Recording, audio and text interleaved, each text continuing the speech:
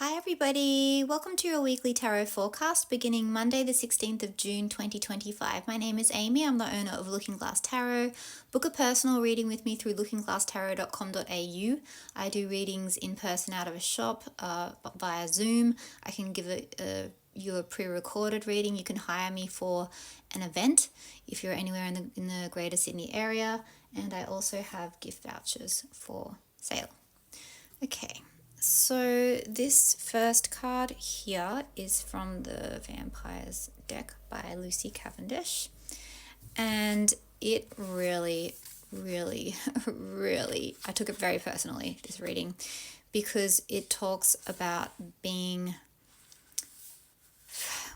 for many humans, we've noticed their blood, the consuming family, pressure of peers. Their blood and adopted friendship families can exert a draining and consuming influence upon them. And yeah, basically the whole reading talks about the fact that it's okay for you to love your family, be with your family, be around them. Well, at least that's what I took from it anyway. But you have to follow your own core values and belief system and your own internal compass. And you have to remember you are your own person. You can create your own life. You're free and obligations can now fall away. Yeah, so I took it really personally because I read tarot and I call myself a psychic, and I've done so full-time since 2019. And I know I can say what I'm about to say freely because none of my family watches any of my social medias, and I post on about 8 different platforms every day, almost every day.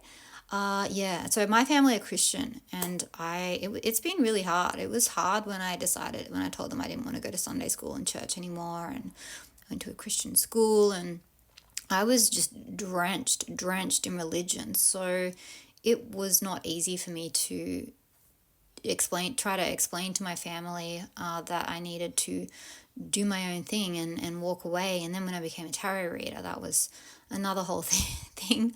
But I have to do it. I have to follow my inner calling. And my brother-in-law said once, he's like, what you do fills me with fear. But it's his fear, it's not mine. I can't let myself be guided by their fear. And then they went further and they said, we think you'd make a great psychologist. And I was like, I probably would. It's not what I want to do though. I'm passionate about tarot. So anyway, I felt like this hit really close to home. And so if anyone needs to hear this, yes, it is possible for you to still love your family and still be your own person. And just, practice tolerance, practice acceptance, respect each other. It's not easy, but it is possible. And this is my calling. If I didn't do this, if I succumbed to my family's expectations and what they wanted for me, I wouldn't be living my truth, and it just wouldn't be good. And then this card here comes from my Colette Baron Reid Animal Spirit book. And this card came out a lot when I'm just getting back into reading in person again, but when I was reading full-time in Byron, it came out a lot. And it talks, probably this one, and there's another one that talks about self-worth. I think the squirrel one maybe. But those were the 2 cards that would come out the most. So one which made me realize over time the things that people struggle with are self-worth. People don't believe in themselves. And then the second thing, this one, which is that you are intuitive. We are all intuitive. Your sixth sense is real. It's something that you're born with, and it will allow you to see clearly. So it's fun to get tarot readings, and it's fun to do tarot, and it's fun to see psychics, and it's good to get advice from therapists and family members and friends, but trust yourself, know yourself. I'm just realizing that's how these 2 cards tie together. Yeah, so discernment. It's about using discernment, and I think there definitely is a place for being there for family and acquiescing so that you can still be a part of your family or your community, because this could refer to, I'm just realizing not everyone has a family of origin. It did speak in there about how some people might have a narcissistic parent or sibling. So some people might have people that they just cannot be in contact with at all. And in that case, then yes, you definitely need to step away. But trust yourself. trust yourself. So there is a time and a place for acquiescing and coming to a place of compromise, and then there's a time to step up and step away and say, I've got to follow my own heart and trust yourself, because the guidance is always within. Yeah. And just as an aside, 6 is a number of relationship, family, balance, and healing. And 4 + 3 is 7, which is a number of mysticism and spirituality. Okay, so our theme today, or for this week, sorry, is coffin, which can allude to an ending of a kind. So scythe gathers to the left and severs to the right. These 2 cards are the past, but I've left a bit of a space because I'd like to see what the scythe is gathering. The King of Diamonds is in the present.